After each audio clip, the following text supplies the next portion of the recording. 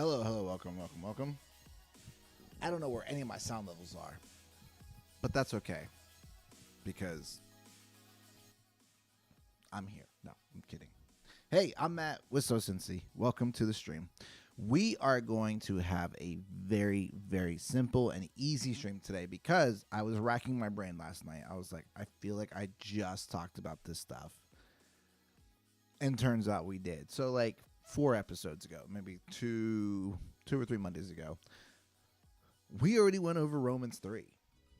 And I probably talked for 30 minutes on that one. So if you want to hear more about Romans 3, go back and listen to that one.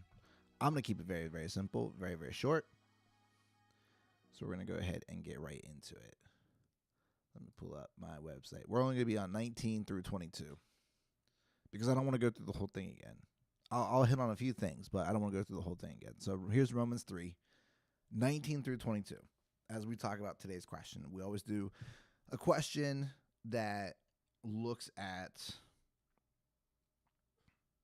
how we can answer someone who has an objection or has questions about God, about Jesus, about his plan, all that stuff. And so that's what we talk about in these things. So here's Romans 3, 19 through 22. Obviously, the law applies to those to whom it was given, for its purpose is to keep people from having excuses and to show that the entire world is guilty before God. For no one can ever be made right with God by doing what the law commands. The law simply shows us how sinful we are. Christ took our punishment. But now God has shown us a way to be made right with him without keeping the requirements of the law, as was promised in the writings of Moses and the prophets long ago. We are made right with God by placing our faith in Jesus Christ, and this is true for everyone who believes, no matter who we are. So the question that we're asking today, since no one can keep the law, what is its purpose? That's the question that we're looking at today. And if you want to know more about Romans 3 and what I talked about previously, go back to the episode. It would have been probably episode 22, 23. That's titled, Can Anyone Keep the Law of God? Can anyone keep the law of God perfectly? That's where I talk more about Romans 3, all the way from 1 through 22, because I was like, just jogging my mind. But I want to focus more intently at Romans 3, 19 through 22 today, because it's going over sort of the same stuff. And this is what I was talking about. Like these next few streams and podcast episodes are going to look at sin and what it is and all these things. So no one can keep the law. What is its purpose? Okay. And you see that asked in verse 19 and 20. Obviously, the law applies to those to whom it was given, for its purpose is to keep people from having excuses and to show that the entire world is guilty before God. Its purpose is to keep people from having excuses and to show that the entire world is guilty before God. So I would think that your question might be, what does it mean to be guilty before God? That would be my guess. That a question you might have is, what does it mean to be guilty before God? Okay, so God gives us a place to live out life, to be this sinless creature, to keep his entire law.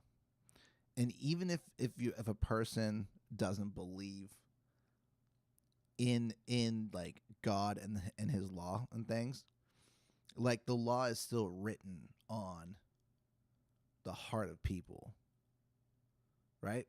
I can't remember exactly what that verse is. The law is written on the hearts of people. Like it's just like this. It's this Romans 2:15. They showed the requirements of the law are written on their hearts, their consciences also bearing witness, and their thoughts sometimes accusing them and at other times even defending them. So they have this this deep-seated knowledge that there is this sense of right and sense of wrong. Okay? So you have to go through life living perfectly. And so what one writer says, as I was studying this last night, keeping the law is like jumping out of an airplane, but instead of a parachute, they jump out with a bag of cement. That's what it's like. Okay. Because, again, you got to think about the law not in the sense of actions and words, but the law and also in a sense of thought as well, which is your troublemaker, right? Because that's the heart, really. Like you want to be a good person, but in your heart you're like, you put on this like that fake face. Your heart, you're just like, I hate this person. This person's the worst. This person's terrible, right? You wish this person would just unalive themselves, for lack of a better word. And so it's very tricky. So no one can keep the law. So what's its purpose? The purpose of the law is that we may know the holy nature and will of God, and the sinful nature and disobedience of our hearts, and thus our need of a Savior. The law also teaches and exhorts us to live a life worthy of our Savior. Or, if you want an easier version of that, since no one can keep the law, what is its purpose? That we may know the holy nature of God and the sinful nature of our hearts, and thus our need of a Savior.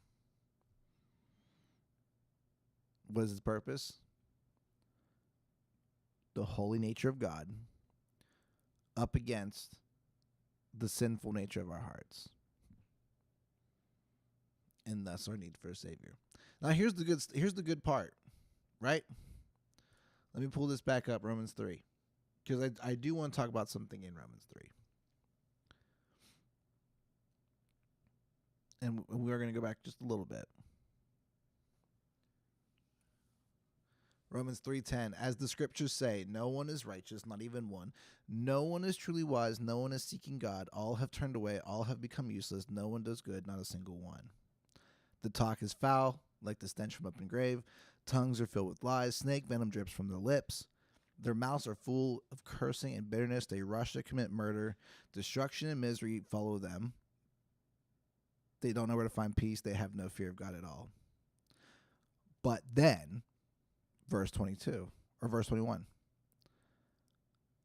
But now God has shown us a way to be made right with him without keeping the requirements of the law, as was promised in the writings of Moses and the prophets long ago.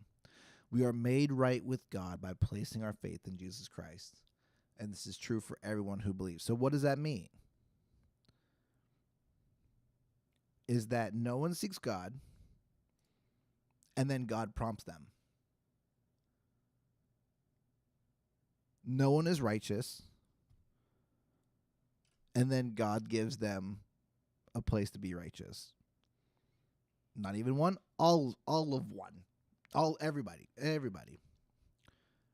No one is truly wise. God prompts them, and they seek to be truly wise. No one is seeking God, but then faith in Jesus Christ prompts them to seek God. All have turned away. Jesus Christ has you turn away. All have become useless. Jesus Christ makes you useful. I almost said not useless. No one does good, not a single one. Jesus Christ changes your heart to prompt you to do good. Everyone. No matter, as it says in 22. And this is true for everyone who believes, no matter who we are. So whether it's Jew or Gentile in that context. So whether you're American, you're Mexican, you're Canadian, you're African, you're Ethiopian, you're Sudanese, you're Ghanaian, I think it is. You are Chinese, Japanese, Korean, Vietnamese, black, white, brown, purple, yellow. You speak English, you speak another language. No matter who we are means no matter who we are. Whether you're the people of the law, which is God's people, the Israelites, or whether you're a Gentile, everyone outside of that. There's that. It's that's the beautiful thing about Romans. I think it's 1, 2, and 3, but at least Romans 2 and 3 is that there's all these contrasts between no one is righteous, or Jesus makes everyone righteous who believes in him. It's just that it just rubs up against each other. If you go back and read Romans 3, that's what you're going to see. If you read Romans 2, it's what you're going to see. If I want to sneak a little ahead, for everyone has sinned, we all fall short of God's glorious standard. Yet God gives us his standard. He freely makes us right in his sight. He said at first he says, hey, here's my law to prove to you that you can't do this on your own. You can't do it. Like I said, you're jumping out of a plane with a parachute or with a sack of cement. You can't do it on your own. And then God's like, I got this. I'll send myself in my flesh, my son, Jesus. All you got to do is believe in him, and you have your salvation. Look at that. I set the standard, and then I freely give you the standard, no matter who you are. That's a good thing. That's a good thing. My last question. I'm not asking any question. My only question. Who needs to hear this? Because I'm done. Because I'm done. I don't have anything else I want to talk about. So there we go. Who needs to hear this? Who needs to hear that the idea that this law of God is shown so that you can see the holy nature of God versus someone who does not put their faith, the sinful nature of that heart. And so Jesus comes in and says, I got you, fam. So who needs to hear this? Who needs to hear that? The holy nature of God rubbed up against the sinful nature of our hearts. And Jesus says, put your faith in me, and I will give you my holy nature. That wraps it up for today's episode. Thanks for tuning in. If you were watching this live, welcome. If you are listening to this in the stream, or if you're watching this on the video on demand, so this will be after we're done, thanks for stopping by. If you like what you heard, if you like what you saw, leave a like, subscribe to the channel. We'll be here every Monday, Wednesday, Friday. I'm in here this week, so we'll have a normal week as usual. I had to do some stuff last week, but we'll be here as normal. And you can give us a follow on social media everywhere on TikTok, on Instagram, on Twitter, on Facebook, all at SoCincy.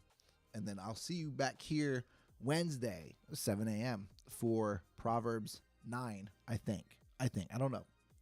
But thanks for tuning in. We'll see you later.